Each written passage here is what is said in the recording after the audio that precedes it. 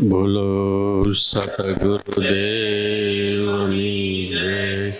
પોપટરામ બાપાની, દુધેશ્વર માતની, લાવેશ્વર નાથની, ઉગમેશ્વર નાથની, ઈર્ષાગર ભગવાનની, સતગુરુદેવની જય. ગામડાની અંદર પેલા આ સિંગ તેલ છે એવી રીતે તલનું તેલ ખવાતું. તલને ઘાણીમાં પીલીને તેલ કાઢીને ખાવામાં આવતું. આ ઘાણી હોય એમાં ઘાણી કોઠો એટલે એક ગોળ રાઉન્ડ બનાવવામાં આવે. એમાં એક બળદ હોય. બળદ ગોળ ગોળ ફરે. બે લાકડાના ઘસારાથી તેલ નીકળે. બળદ ગોળ ગોળ ફરે એટલે એની આંખે પાટા બાંધવામાં આવે, ફેર ન ચડે એટલા માટે. અને બળદને ગળે એક ટોકરો બાંધવામાં આવે. શા માટે? એ ઘાણી ચલાવવા વાળો બળદને હાંકતો હોય, આજુબાજુમાં ઘેરે કે ક્યાંય જાય તો બળદ ઊભો નથી રહી ગયો ને. જો ઊભો રહી જાય તો ટોકરો વાગતો બંધ થઈ જાય. એટલા માટે ટોકરો બાંધવામાં આવે. એમાં એક પંડિત એ તેલ લેવા આવ્યો અને ઘાણી ચલાવનાર ઘાચીને પૂછ્યું કે આ બળદની ડોકે ટોકરો શા માટે બાંધ્યો છે? ત્યારે ઘાણીનો માલિક કે બળદ ચાલે છે એટલે ટોકરો વાગે છે હલન ચલનથી, પણ હું થોડો ઘણો આઘો પાછો બળદ ઊભો રહી જાય, ટોકરો વાગતો બંધ થઈ જાય. એટલે મને ખ્યાલ આવે કે બળદ ઊભો રહી ગયો છે, એટલા માટે ટોકરો બાંધવામાં આવે છે. ત્યારે પંડિતે ઘાણીના માલિકને કીધું કે બળદ ઊભો રહી જાય અને ગળું હલાવે તો ટોકરો વાગે. એ ગળું હલાવીને ટોકરો વગાડે તો તને એમ થાય ચાલે છે, તો એનું શું? ત્યારે ઘાણીના માલિક કે મારો બળદ તારી જેવો પંડિત નથી કે ઊભો રહે અને ટોકરો વગાડે.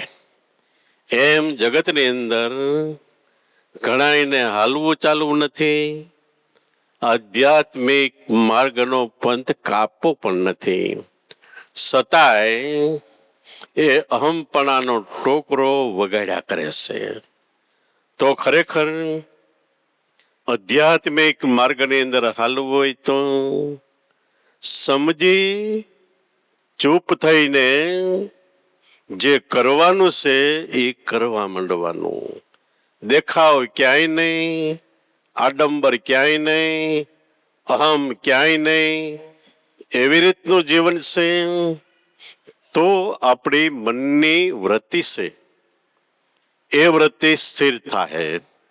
જો દેખાડવા પૂરતી જગતમાં વાદ્ય વાદ્ય કોઈની શરમમાં સહેમાં દબાઈને ભક્તિ કરવામાં આવે તો ખરેખર ભક્તિમાં સફળતા નથી.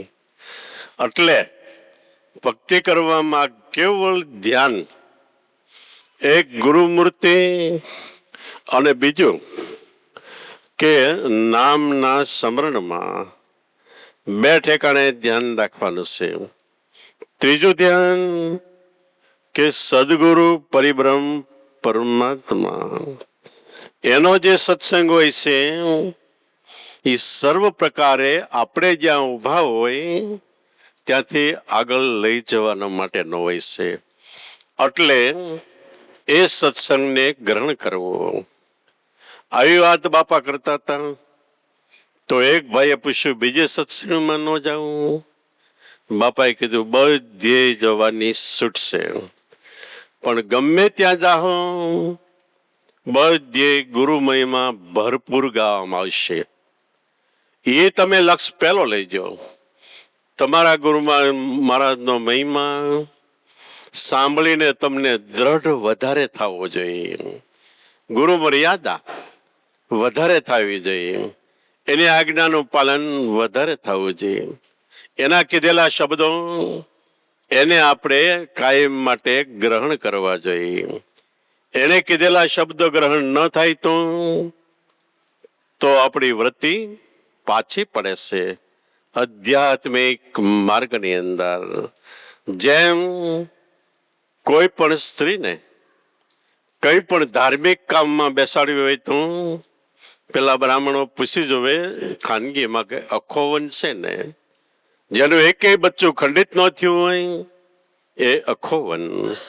એમ સદગુરુ ઈશ્વરમાં આપણો વિચાર, આપણી વાણી, આપણી રહેણી કહેણી ક્યારેય ખંડિત ન થાય એ કાળજી રાખવી. એ શરણમાં સદગુરુ મળ્યા ત્યારથી જિંદગીના છેડા સુધી એક ધારો વિશ્વાસ, એક ધારી શ્રદ્ધા અને એક જ ધારો અંતરનો પ્રેમ ભાવ કે સદગુરુ મળે. દેવાધિદેવ આપણે માટે દેવના દેવ છે. આપણે હા પાડી પણ દેવી દેવતાની વાત આપણે ન્યાય દોડીને જઈએ તો દેવાધિદેવ નક્કી નથી થયા. સદગુરુ મળ્યા એ દેવના દેવ, પીર નાય પીર, સાહેબ નાય સાહેબ, સર્વોપરી સ્વરૂપે આપણને સદગુરુ પરિબ્રહ્મ પરમાત્મા ભગવાન. આ ગુરુ મહિમાનું પહેલું શરણ એટલે પહેલું પગથિયું છે. જેટલો સદગુરુ મહિમાંતરમાં દ્રઢ થાય એટલું તમારું મનની સ્થિરતા, ધ્યાનનું કાર્ય સિદ્ધ થાય. બાપા કે જાઉં પણ પહેલો ગુરુ મહિમા સમજવાનો.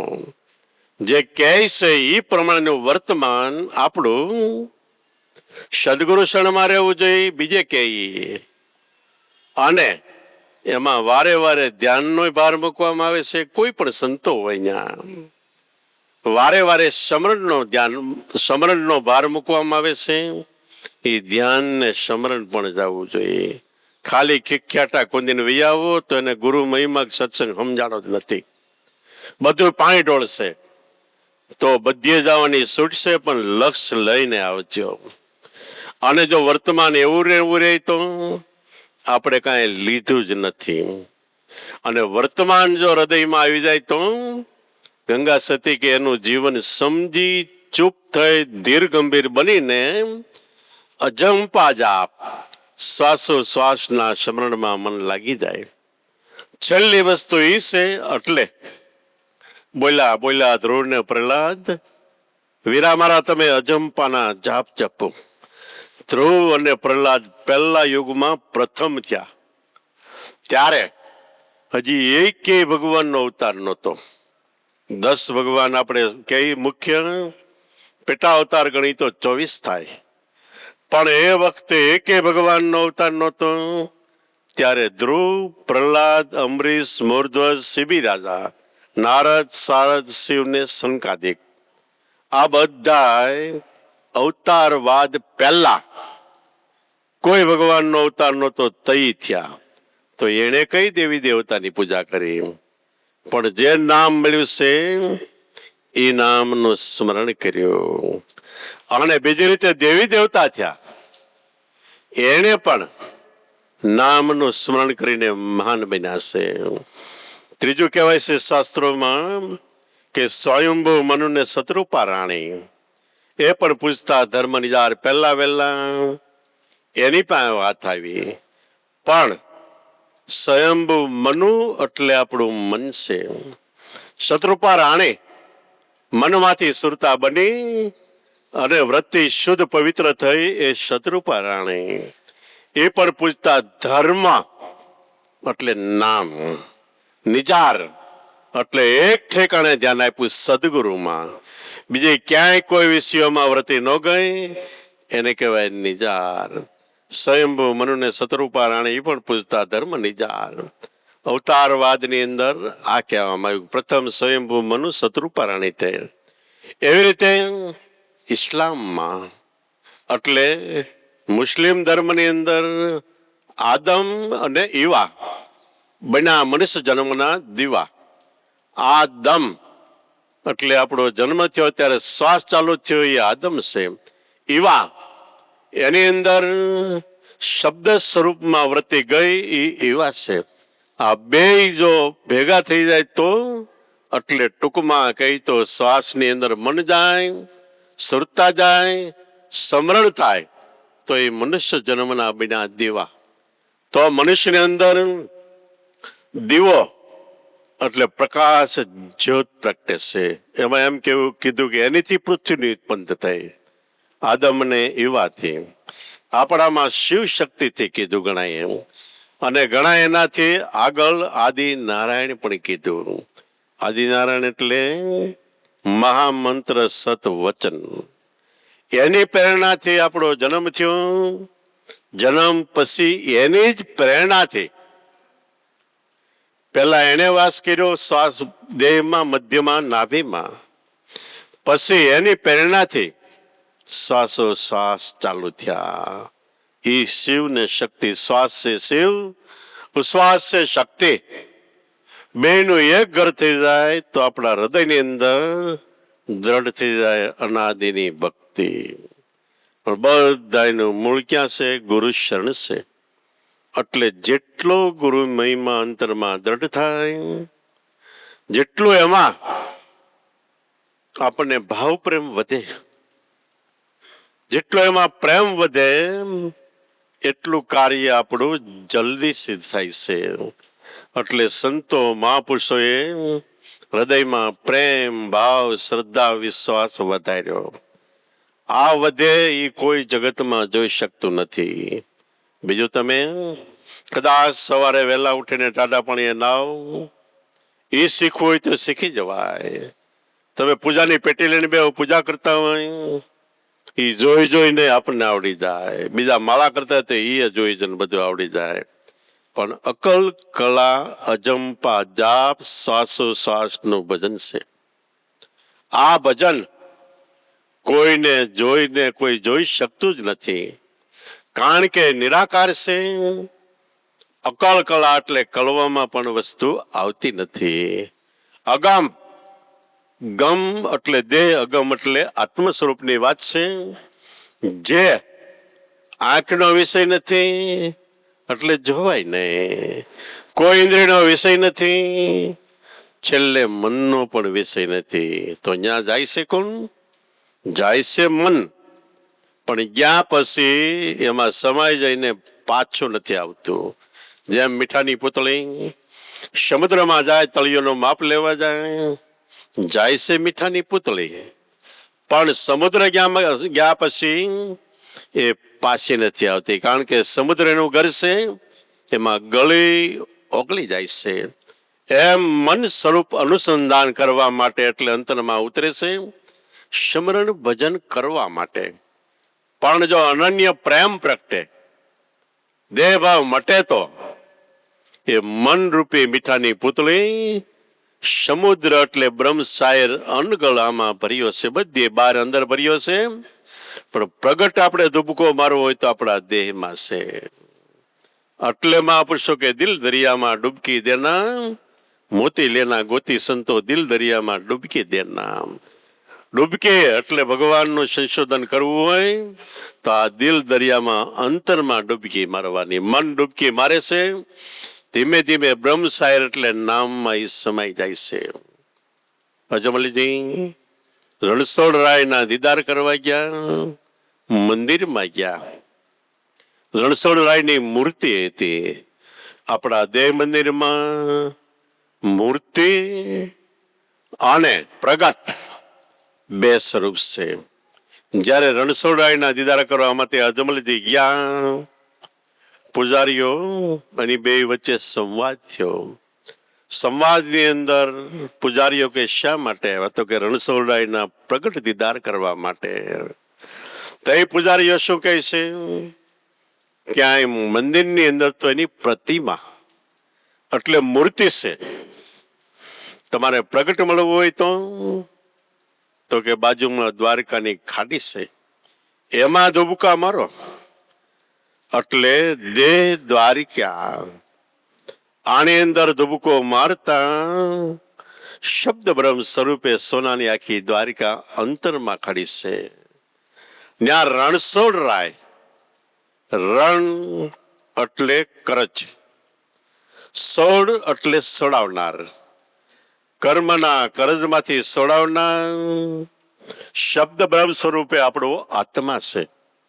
ન્યાયનો પ્રગટ વાસ છે અને ન્યાયવાસ છે. સંવાદ થતા થતા રણછોડરાય ને અજમલજી, અને રણછોડરાય ને અજમલજી કે મારે હવે અહીંયા રહેવું છે. તે ખરેખર રણછોડરાય કે અહીંયા તમારા પ્રેમ પ્રતાપે અમે ખડો છું, બાકી વાય કાયમ નથી. તો ખરેખર આપણે અંતરમાં ડૂબકી મારી અનન્ય પ્રેમ વ્યાપે ત્યારે શબ્દ બ્રહ્મમાં સ્થિર થતા આખી સોનાની દ્વારિકા એટલે અદ્ભુત અલૌકિક અનુભવ પ્રગટે. પણ એની અંદર સંસાર વ્યવહાર જગતમાં સહી એટલે પાછું વળીને એકવાર બહાર આવવું પડે છે, એટલે ત્યાં કાયમ રહેવાતું નથી.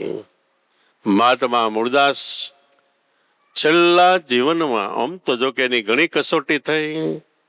એ ઉનાપાએ આમોદરામાં જન્માતા, મવાપાએ ભોજાપુરમાં હાથી રહેતા, એટલે કામ કરતા ખેતીનું. તંતોડ મહેનત કરી, સંતો બધાએ મહેનત કરી છે, તંતોડ મહેનત કરી, ક્યારેય આળસ નો છે, ક્યારેય બાનું નહીં. અને એ પુરુષાર્થમાં જે કઈ વધે એનું પરમાર્થ પણ કરતા. તો જ્યાં હાથી પણ કર્યા, પછી ગોંડલ આવ્યા, જ્યાં રામ લોલંગ ગીરી એટલે બાવાજી હતા, એને સમર્થ ગુરુ મળેલા. અને જયારે આપણું કડકડિયું આવ્યું એટલે પ્લેગ આવ્યો, લગભગ 150 વર્ષ થયા છે. કડકડિયું આવ્યું ત્યારે ખરેખર એક પછી એક માણસો મરવા માંડ્યા. એકને બાળવા જાય તો બીજો કાં તો ન્યા મરી જાય, અને કાં ઘેરે આવે તો એ ઘેરે એકાદો મરેલો પડ્યો હોય. અખંડ શમશાનનો ધૂણો તપતો એવી રીતે અખંડ સે બળ્યા કરે, એક શેમાં બીજાને મૂકી દે. કોઈ મેણું માર્યું કે તમે અહીં બિરાજો છો ને અહીંયા આવું થાય, માણસો પટોપટ મરે, શમશાનમાં બેસી ગયા. અને આવે પાટું મારે, ઉભો થા. પાટું એટલે પોતાના પગનો અંગૂઠો અડાડે કે તારે મા બાપ રાહ જોવે છે, રુદન કરે છે, બેઠા થઈને વે જતા. એ મૂળદાસે જોયું અને એની પાસે ઉપદેશ લીધો. જે ઉપદેશ આપણને મળ્યો છે, જે નામનું આપણે સ્મરણ કરી રહ્યા છીએ, એ નામ લેતું. અને પછી અમરેલીમાં વાસ કર્યો.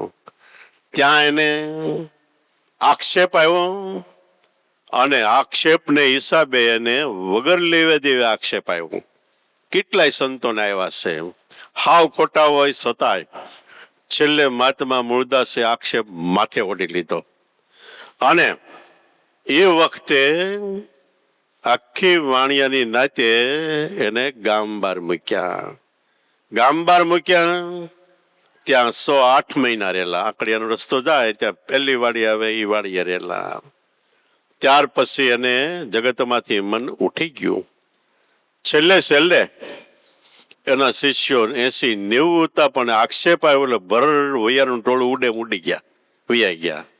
શીલદાસ ને ચેતનદાસ બે જ રહ્યા. પછી મહાત્મા મૂળદાસે બેયને કહી દીધું તમે હવે જાત્રાએ નીકળો. જાત્રા એટલે જ્યાં જતા તરી જવાય એનું નામ જાત્રા. એવા કોઈ સંતો મહાપુરુષો હોય ત્યાં જાઉં, સત્સંગ કરો. ભલે ભલે દુનિયા છે, ભલા ભલા ચાખવા લાયક રસો છે, ભલ ભલા સેવા લાયક સંતો છે, તમે સત્સંગ અર્થે જાત્રાએ જાઓ, બે નીકળી ગયા, પણ જાતા તા તઈ બેયને સંબોધીને મૂળદાસે ભજન ગાયું કે જાગજો નર તમે ચેતજો, શેલી સનદનો પકાર, હરિભજનમાં ભરપૂર રહેજો, થળક્ષોમાં લગાર. જાગજો એટલે હું જાગવાનું એમ નહીં, ભજનમાં જાગજો. આપણા મનને જાગૃત રાખજો. ગુરુ વચનને સદગુરુ સિવાય, એ મૂર્તિ સિવાય બીજું કાંઈ ધ્યાનમાં નથી આવતું ને, આમાં જાગૃત રહેવાનું કીધું. જાગજો નર તમે ચેતજો, જગતથી ચેતીને હાલજો, તમને ભક્તિનો માર્ગ ભૂલાવી ન દે. જાગજો નર તમે ચેતજો, શેલી સનંદનો પોકાર, શેલી વારનો આ પોકાર છે. હરિભજનમાં ભરપૂર રહેજો. આમે સંતો જે કહે છે નામ વચન કે સત્સંગ એ 84 લાખ અવતારમાં છેલ્લો પોકાર મનુષ્ય જન્મમાં છે. અને બીજી રીતે આપણો જીવડો કરોડો જન્મથી ભટક્યો, છેલ્લો હજુરનો સંદેશો છે. કબીર સાહેબ ચંડમાં એ ગામનું નામ હજુર હતું. કોઈએ પૂછ્યું કે તમે તો સ્વયંભૂ પ્રગટ્યા છો, તમે હજુરમાં જ કેમ જન્મ લીધો? કબીર સાહેબ કે હજુર એટલે મૂળ મુકામમાંથી હું આવ્યો છું. દરેક મુકામમાંથી હજુરમાંથી આવે છે, પણ જેને ખબર છે એનો જન્મ હજુરમાંથી થયો કહેવાય. તો હરિભજનમાં ભરપૂર રહેજો, કાયમ માટે નામના સ્મરણમાં ધ્યાન રાખજો. થળક્ષોમાં લગાર. દુઃખ આવે, તકલીફ આવે, મુશ્કેલી આવે, રોગ દોગ થાય, આક્ષેપ આવે, ગમે આવે, થડકતા નહીં. કારણ કે ગુરુ વચન એ નિર્ભય સ્થાન છે. એટલે કબીર સાહેબ કે નિર્વિકાર નિર્ભય તુહી. ગુરુ વચનને સંબોધન કીધું, ગુરુ મહાજને સંબોધન કીધું, નિર્વિકાર નિર્ભય તુહી, તું ભય મુક્ત છો. ઓર સબ ભય માહી. નામ સિવાય ક્યાં ધ્યાન આપ્યું, છેલ્લે પસ્તાવાનો વાળો છે. બધું ભયમાં છે. નિર્વિકાર નિર્ભય તુહી ઓર સબ ભય માહી, સબ પર તેરી સાહેબી. બધે નામની સત્તા છે. કોઈ પણ વધઘટ થતું હોય, ગમે હલનચલન થતું હોય, જગતમાં જે કાંઈ ક્રિયા થાય, શાળો ઉનાળો ચોમાસું થાય, વાવાઝોડા થાય, હારું થાય, મોડું થાય, બધે નામમાં. સબ પર તેરી સાહેબી, નામની બીજું તુજ પર સાહેબ ના, તારી ઉપર બીજો કોઈ સાહેબ નથી. એટલે થળક્ષોમાં આને નિર્ભય થઈને રહેજો. આખી વાણી કીધી તો તમને સંભાળશે શ્રી ગોપાલ. શ્રી એટલે કલ્યાણકારી, ગૌ એટલે ઇન્દ્રિયનો પાળનાર, ઇન્દ્રિયમાં વાસ કરીને રહેલો આત્મા, એ તમને સંભાળશે. એવી રીતે કહીને મોકલ્યા. પછી વહાથી મહાત્મા મૂળદાસે સમાધિ લઈ લીધી. જો કે એની લાંબી વાત છે, એ વાતને આપણે નથી કહેતા, પણ ટૂંકમાં સમાધિ લઈ લીધી. સમાધિ લીધી પછી પરચા એવા જોયા જગતે, એટલે એની પાલખી કાઢી અમરેલીમાં. પાલખી કાઢી, પાલખી હાલી જાય છે. આ સમાધિ થયા પછી ગામમાં વધારે રૂપે પાલખી હાલી જાય છે. એમાં એક બેન આણું વળીને સાસરે જતી હતી. એ સામી મળી પાલખીમાં. તે બેનને શું થયું કે આનું મળું મને હામું મળ્યું, એટલે મારે અપશુકન થાય. એટલે પોતાનો હાડલાનો શેડો આમ કરીને મોઢું બીજી બાજુ ફેરવીને ઉભી રહી ગઈ. મહાત્મા મૂળદાસે કીધું કે બેન, અવાજ કર્યો. બેને એ બાજુ જોયું, કેમ મોઢું ફેરવી ગઈ?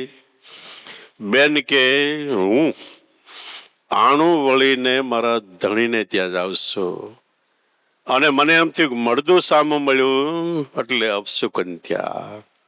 મૂળદાસ કે નહીં બેન, તારો ધણી તો 50-60 વીઘાનો ધણી છે, સામાન્ય ખેડૂત છે, પણ હું તો મારા ધણી સૌદ લોકનો નાથ એની ઘેરે જાઉં છું, તારે અપશુકન ન થાય. કે એ જિંદગીમાં પરમ સુખી થતી બેન.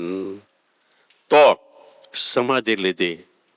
સમાધિ વખતે એક ખેડૂતના પટેલ બાપા હતા, એને કીધું મારે ગયા પછી શીલદાસ ચેતનદાસ આવે ને કદાચ બહુ રોવે તો એને કહેજો ગિરનારમાં અમુક જગ્યાએ આવે, ત્યાં હું એને મળીશ. સમાધિ લઈ લીધી. આ શીલદાસ ને ચેતનદાસ તીર્થયાત્રા કરીને જાત્રા કરીને પાછા અમરેલી આવ્યા. તાયાને ખબર પડે કે મૂળદાસ તો ગુરુમાં તો સમાધિ જ થઈ ગયા. ચોધાર આંસુએ રડે છે. એક દિવસ બે દિવસ ભૂખ્યા તરસ્યા બેઠા રહ્યા. છેલ્લે બીજા જણે કીધું તી પટેલ બાપા આવીને કે તમે શા માટે રડો છો? કે તો કે અમારા ગુરુમાં જ અમને છેલ્લે પણ મળ્યા નહીં. તો કે મળવું છે? તો કે હા, ચાલ્યા જાવ ગિરનારમાં. આખી નિશાની આપી. આ નિશાની પ્રમાણે તમે જાજો.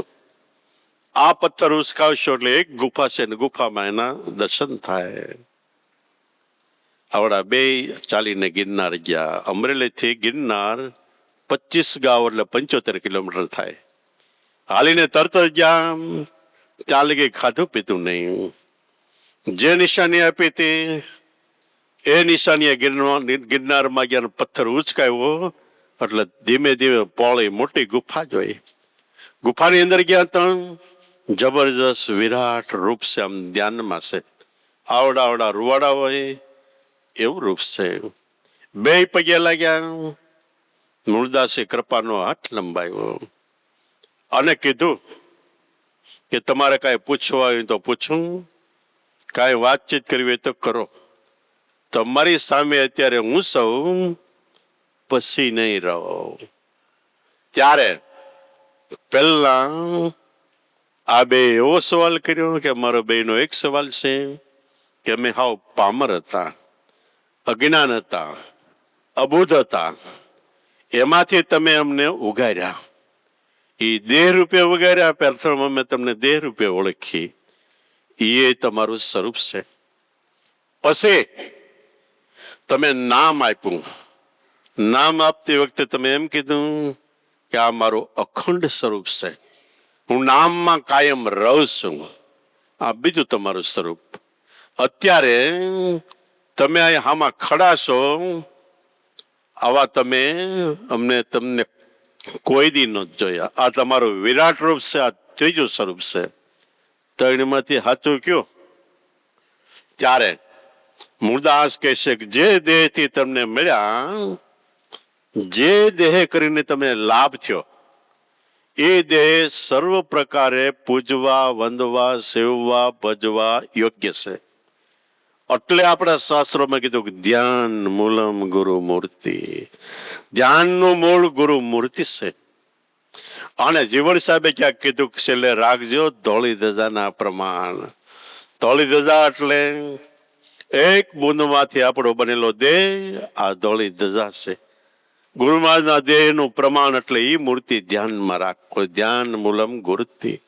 ગુરુમૂર્તિ. દાદાએ વાણીમાં કીધું કે ગુરુ મહારાજનો દેહ સર્વ પ્રકારે પૂજવા, ભજવા, વંદવા, સેવવા યોગ્ય છે. એને જો કે ઘણા ગુણાનુવાદો કયા છે. તો આ એક મારું રૂપ એ છે. એ મૂર્તિનું તમે ધ્યાન કરજો. બીજું તમારું મારું સ્વરૂપ વચન તમે કીધું. વચન જાણી લેવા પૂરતું છે.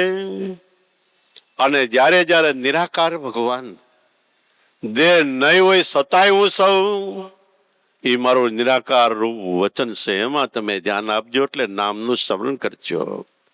અને તમારી સામે અત્યારે સૌ આ મૂર્તિ કાયમ નથી. તમારા પ્રેમને પ્રતાપે, તમારા ભાવને પ્રતાપે હું અહીંયા હાજર ખડો છું. મહાપુરુષો સંતોના જીવન ચરિત્ર રૂપે ઘણાને કસોટીઓ થઈ. કસોટી અંતે ભગવાન આવ્યા. પણ આવીને પાછા ક્યાં વિયાઈ ગયા એ પતો ન લાગે. તો ક્યારેક આપણા જીવનમાં એવા પ્રસંગો બને, અકલ્પી મૂર્તિ, કલ્પના ન કર્યો એવી મૂર્તિ ખડી થાય, પણ એ કાયમ નથી. નરસિંહ ભગવાનનું આપણે જીવન જોયું તો પ્રહલાદની સામે પ્રહલાદના ભાવ પ્રતાપે એનો બચાવ કરવા માટે નરસિંહ ભગવાન પ્રગટ થયા.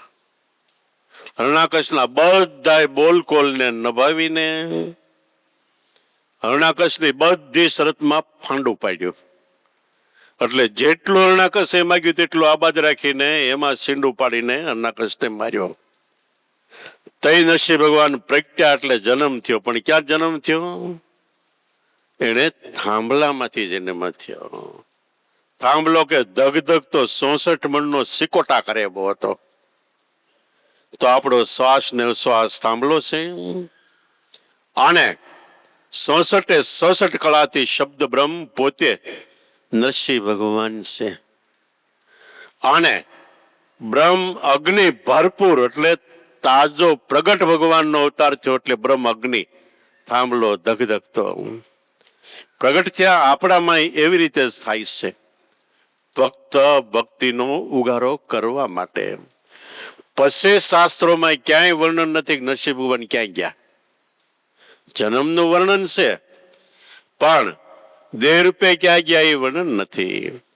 એમ જેને જેને અકળ કળામાંથી ભગવાનને જરૂર પડી કામ કરવા માટે આવ્યા, પણ પછી ક્યાં વહી ગયા એ ખબર નથી. નરસિંહ મહેતાના પિતાનું શ્રાદ્ધ કરવા માટે ભગવાન આવ્યા. નરસિંહ મહેતા દુકાને કીર્તન ગાતા હતા અને અહીંયા આખી નાગરી નાચને જમાડી દીધા. અને માણેકબાઈને એમ થયું, એટલે નરસિંહ મહેતાની ઘરવાળીને કે આને કીટ લઈને જમાડ્યા, કેવું કેવું પીસ્યું. પણ આવ્યો તો ભગવાન કયો નરસિંહ મહેતાનું રૂપ લઈને આવ્યા હતા. એટલે માણેકબાઈને એમ થયું કે આ બધા જમીન વહી જાય ને પછી આની વાત છે. કે પછી આને કીધું કે આટલું બધું તમે હંગર્યું ક્યાં ને કેમ ને આ બધું પૂછવું કે એમ મનમાં વિચાર કરે ને આટા મારે. પણ નાગરી નાચ જમી રહે એટલે નરસિંહ મહેતા રૂપે ભગવાન માણેકબાઈ પાસે જઈને કે જો હવે હું નદીએ નાવા જાઉં છું કે, અને આવીને પછી આપણે સાથે જમશું કે. માણેકબાઈ છેતરાણા. એ કે ભલે. ઈ ગયા. ઘડીક થયું તો ઓલો અસલ નરસિંહ મહેતા આવ્યો, ફાટલ તૂટલ ધોત્યું ને પહેરેલો. માણેકબાઈ કે તમે નાવા જતા હતા ને પાછા આમ આવ્યા? નરસિંહ મહેતા કે શું કેશો? તો કે તમે આગળ નાવા જવાનું રૂપ લઈને કીધું ને આવ્યા ને આખી નાગરી નાચ જમી હજી તમે ઘીરે ના લેવો છો કે. તો એ મહેતાજી કે એ કે કોણ જમાડી ગયું? તમે જ હતા કે. તો કે મારું રૂપ એમાં હું આખો સમાઈ ગયો એટલે મારું રૂપ લઈને આવ્યો હતો કે. તેને કઈ કીધું નથી ને? એ કે મેં ઘણું કહી દીધું કે. તોય કે વાંધો નહીં. પછી ભગવાનને કે પણ તું બધું કામ કરી ગયો, જમવા ઘડીક નો રોકાણો કે. એના એને ભજન પણ ગાયા છે. પણ કહેવાનો સારી છે કે જેવો પ્રેમ ભાવ, જેવું આપણું તપ, જેવું આપણું ઐશ્વર્ય, જેવી આપણી શક્તિ, એ પ્રમાણે મહાપુરુષો કામ કરે છે. આપણે માગી દયા રાખજો ને કૃપા રાખજો ને એ તો બધા મોટાની લવારી છે. એમ દયા કૃપા નથી થતી. ઓટોમેટિક ચોથા મહાકાળ દેહમાંથી હૃદયની અનુકંપા પ્રગટેથી ઓટોમેટિક થાય છે. આપણને ખબર ન હોય અને ઘડીના ભાગમાં એ કામ કરીને વ્યા જાય છે. આવા તો જગતના કેટલાય મહાપુરુષોના દાખલાઓ છે.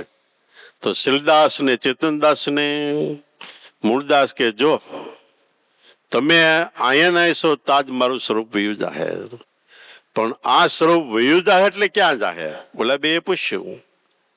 ત્યારે મૂળદાસ કે તમારી અંદર હું આવીને હમાઈ જાય. ગુરુ મહારાજ કે કોઈ પણ અવતારી પુરુષો, સંતો, દેવી દેવતા દેહ છોડે તઈ ક્યાં જાય છે?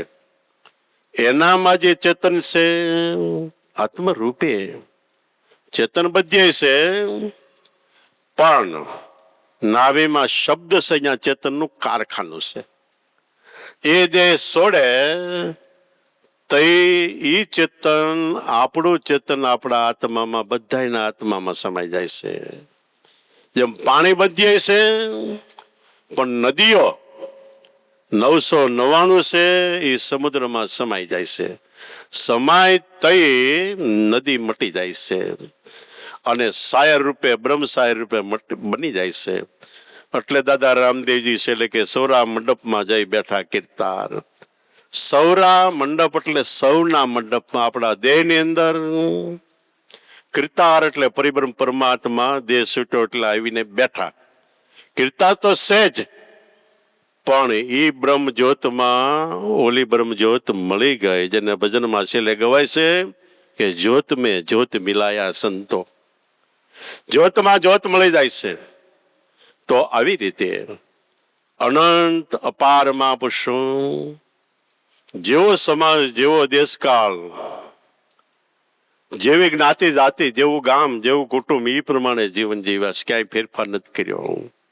ફેરફાર પોતાના મનની અંદર એક કર્યો છે કે મન જેટલું બને એટલું નામમાં રહે. આ એક ફેરફાર. બીજો ફેરફાર પોતાની રહેણી કેણીમાં ભક્તિ ધર્મને શોભે એવી રહેણી કેણી. મનુષ્ય જન્મ મળ્યો છે તો માણસના જેવું જીવન. 84 લાખ અવતારમાં શ્રેષ્ઠ અવતાર મનુષ્યનો છે. આપણી સિવાયના ઢોર ડાકોર પશુ પક્ષી પ્રાણી માત્ર દરેકનું મોઢું આપણી તરફ છે. આવડા કાંઈક દેહ આપણે ખાઈ ગમે એ રીતે બધાયનું મોઢું મનુષ્ય તરફ છે. એટલે આપણામાં એક કહેવાય છે હાંડીઓ મરેથી મારવાડ હામું જોવે. એમ દરેક મનુષ્યની શૈલ્યવૃત્તિ મનુષ્યની, મનુષ્ય સિવાયના બધાની શૈલ્યવૃત્તિ માણસ તરફ છે. ભલે બીતા હોય, છેટે રહે, પણ વૃત્તિ માણસ તરફ છે. તો એવો મનુષ્ય અવતાર મળ્યો એ અંધગણ જલો જથ્થામાં રાખમાં ખોટી રીતે ગમે ત્યાં વેડફાઈ ન જાય એ કાળજી રાખીને એક તો સદગુરુ મળ્યા તો આપણા જીવનને ધન્ય માનો, ભાગશાળી માનો કે જે વસ્તુ રાજા મહારાજા પાસે હોય એ આપણી પાસે. ભલે દેહથી ગમે એવી આપણી સ્થિતિ નબળી હોય, પણ આપણી પાસે જે વસ્તુ છે રાજા મહારાજા પાસે નથી, વિદ્વાનો પંડિતો આચાર્ય પાસે પણ નથી. તો આનો કાયમ માટે એક ધારો અંતરમાં પાવર રહેવો જોઈએ. બહાર અભિમાનથી દેખાડવાની વાત નથી. અંતરની અંદર આપણે ગુરુ મહારાજના બાળક છે. આપણી પાસે આપણા જીવડાને જે જોતી હતી દિવ્ય વસ્તુ મળી છે. હવે એમાં સમાન રહે એટલું જ કામ કરવાનું છે. અને સમાન રહે એટલે આપણું જીવનને ધન્યવાદ અને બેડો પાડીશ. બોલો સતગુરુદેવની, પોપટરામ બાપાની, દુધેશ્વર માતની, લાવેશ્વર નાથની, ઉગમેશ્વર નાથની, ઈર્ષાગર ભગવાનની, સતગુરુદેવની જય.